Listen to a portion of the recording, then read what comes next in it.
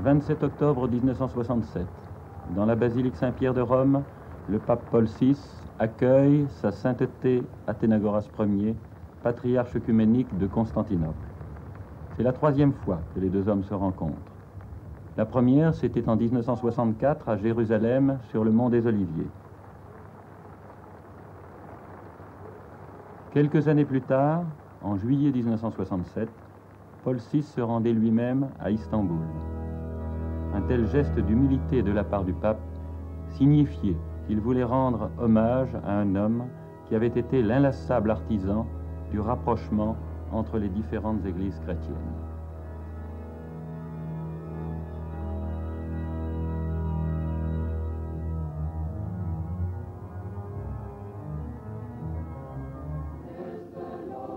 Le patriarche a aujourd'hui 82 ans.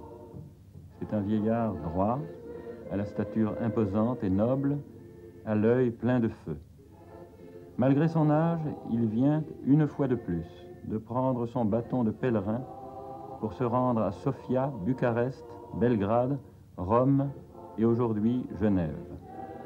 Aux patriarches orthodoxes, au pape, aux pasteurs protestants, il est venu redire pourquoi nous, chrétiens, sommes-nous encore divisés.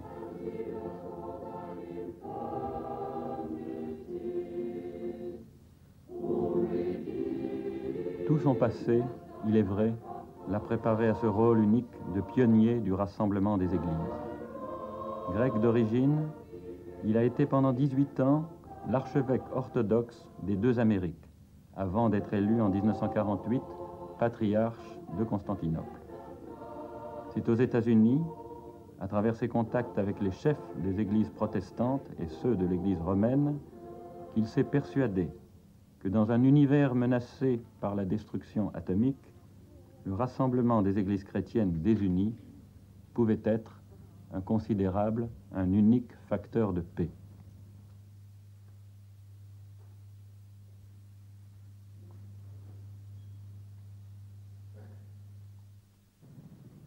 Après Rome, il arrive à Genève, où il rend visite pour la première fois au Conseil œcuménique des Églises. Il y est accueilli par le docteur Bleck, le secrétaire général. Le Conseil rassemble la plupart des églises protestantes et les églises anglicanes et orthodoxes. 400 millions de fidèles au total. Le patriarche se sent ici chez lui, car les orthodoxes ont été parmi les fondateurs du mouvement œcuménique. Et lui-même a toujours encouragé la participation des différentes églises de l'orthodoxie aux travaux du Conseil œcuménique. Father who art in heaven, hallowed be thy name. Thy kingdom come, thy will be done on earth as it is in heaven. Give us this day our daily bread, and forgive us our trespasses, as we forgive them that trespass against us. And lead us not into temptation, but deliver us from evil. For thine is the kingdom, the power, and the glory, Father and the Son and the Holy Ghost, now and forever, world without end. Ce Notre Père, récité en commun, chacun dans sa langue, c'est le gage de l'unité future. Mais il reste encore de nombreux problèmes à résoudre. Nous sommes allés rencontrer à ce sujet le père Struve, prêtre orthodoxe. Père Struve, on a affirmé ces jours derniers que le patriarche Athénagoras était le chef spirituel de quelques 200 millions de fidèles orthodoxes. Est-ce que cela est vrai et qu'est-ce que cela représente, cette primauté spirituelle? Je crois qu'il faut nuancer la réponse. Le patriarche Athénagoras occupe le siège de Constantinople, qui est le siège du patriarcat œcuménique. Et il est, dans la hiérarchie orthodoxe, le premier entre les égaux. C'est-à-dire que le patriarcat de Constantinople occupe le premier rang, mais il n'y a, dans cette conception de la primauté dans l'Église orthodoxe, aucune notion de juridiction ou de pouvoir sur les autres évêques. On reconnaît au patriarche de Constantinople le droit de convoquer les synodes, d'être en quelque sorte celui qui propose, celui qui oriente, celui qui a une plus grande force, un plus grand pouvoir de témoignage, mais il n'a, de par lui-même, aucune juridiction, aucun pouvoir sur les autres chefs des églises orthodoxes. Quelles sont les différences essentielles entre l'Église orthodoxe et l'Église catholique romaine, entre les deux religions? Je pense que d'abord, il faut dire que ce qui nous unit est infiniment plus grand que ce qui nous sépare, et que tout le travail œcuménique de ces dernières décades a permis de clarifier, de déblayer en quelque sorte tous les problèmes secondaires. Et il n'empêche qu'il y a des problèmes doctrinaux importants qui nous séparent, celui de l'infaillibilité pontificale, fondamentalement, et de la juridiction universelle du Saint-Père sur tous les fidèles et tous les pasteurs, sur le problème de l'autorité dans l'Église. Il y a le problème de l'Immaculée Conception de la Vierge. Il faut bien préciser, parce que la plupart des gens se trompent quand ils parlent de ce problème, qu'il s'agit de la conception de la Vierge par ses parents. Et puis, il y a tout ce problème de la théologie du Saint-Esprit qui a été à l'origine de la séparation. Pour revenir au mouvement œcuménique, quel peut être l'apport de l'Église orthodoxe à ce mouvement œcuménique et plus généralement au monde occidental? Je crois qu'il est très difficile de le dire de façon aussi rapide. Je pense que l'orthodoxie apporte d'abord ce sens du mystère de la Sainte Trinité. Nous avons évoqué avec vous tout à l'heure le problème de la théologie du Saint-Esprit. Cela est fondamental et le monde occidental, en particulier les théologiens catholiques, reconnaissent à quel point l'orthodoxie est riche dans ce domaine. Et puis il y a ce caractère résurrectionnel de l'orthodoxie, ce fait que pour les orthodoxes, le Christ est avant tout le Christ de gloire, le ressuscité, et que la nuit pascale est vraiment le centre, le point, la culmination de toute l'année liturgique, de toute la foi. Il faut, je pense, avoir assisté une fois aux matines pascales orthodoxes pour sentir à quel point on a vraiment ce sentiment de ciel sur la terre.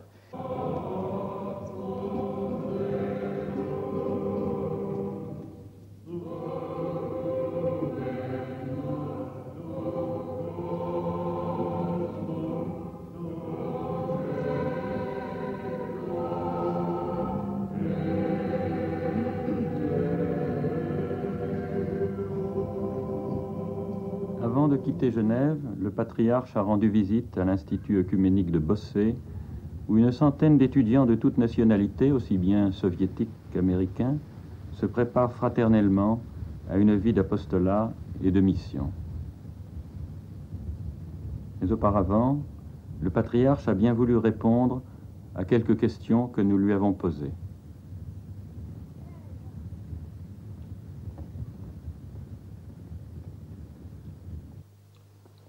Comme nous l'avons déclaré plusieurs fois, à la personne vénérable de sa sainteté, le pape Paul, nous trouvons en premier lieu le frère, plein d'amour en Christ, de sincérité, de noblesse et d'humilité. Et c'est ça qui compte le plus. De notre côté, sa sainteté, le pape, est toujours pleinement conscient de sa responsabilité pour l'unité des églises chrétiennes et d'une volonté décisive pour faire tout ce qui dépend de lui à cet égard. J'ai trouvé toujours le pape en contact avec la réalité et les angoisses du présent du christianisme et du monde en général, et de demandes pour la préparation des meilleurs à venir. Des décisions ont-elles été prises à Rome? Oui, nous avons pris la décision d'intensifier le dialogue de la charité entre nos églises et de faire tout ce qui est possible pour préparer les conditions favorables d'un dialogue théologique. Quelle est votre opinion sur l'état du mouvement œcuménique et sur ses perspectives d'avenir? Le mouvement œcuménique se trouve dans l'état de sa justification.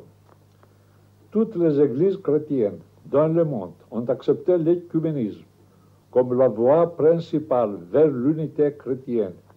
Et pour cette même raison, le mouvement œcuménique se trouve aujourd'hui devant des responsabilités énormes.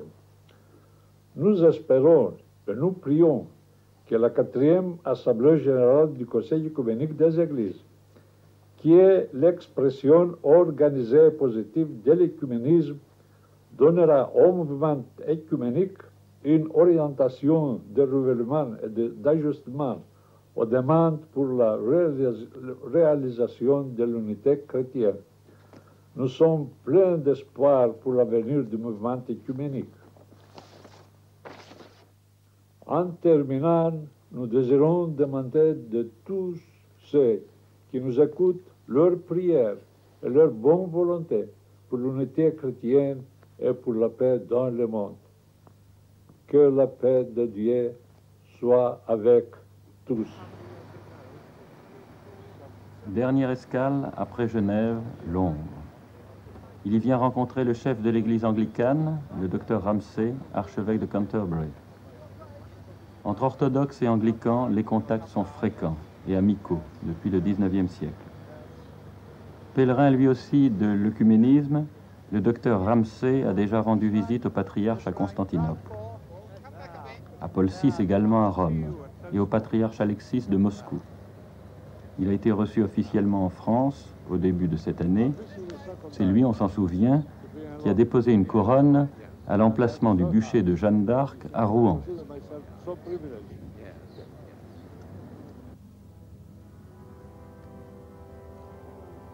Dans le cadre des rencontres œcuméniques, la prière en commun tient une place essentielle. À Westminster, dans la cathédrale historique, avant d'être reçu par la reine Élisabeth II, le patriarche vient assister à des vêpres solennelles.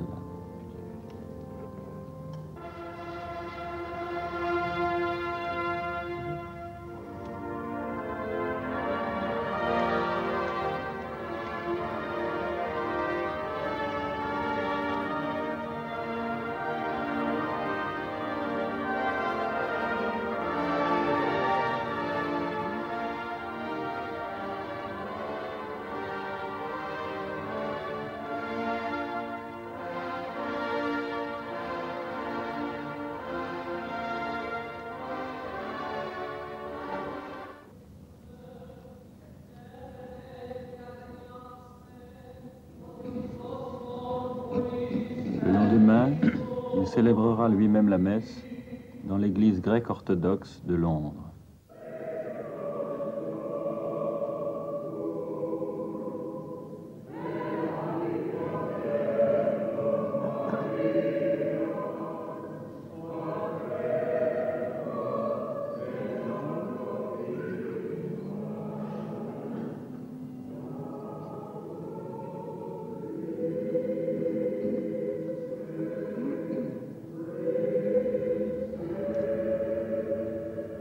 Ainsi s'est achevé le périple de cet homme de bonne volonté.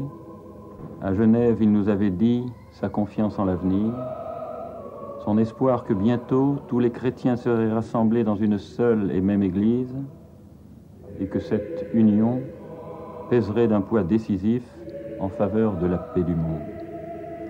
Bien plus que les discussions théologiques, a-t-il coutume de déclarer, c'est dans une plus grande fidélité au message évangélique et dans une vie eucharistique plus intense que se fera autour du calice l'unité de tous les chrétiens.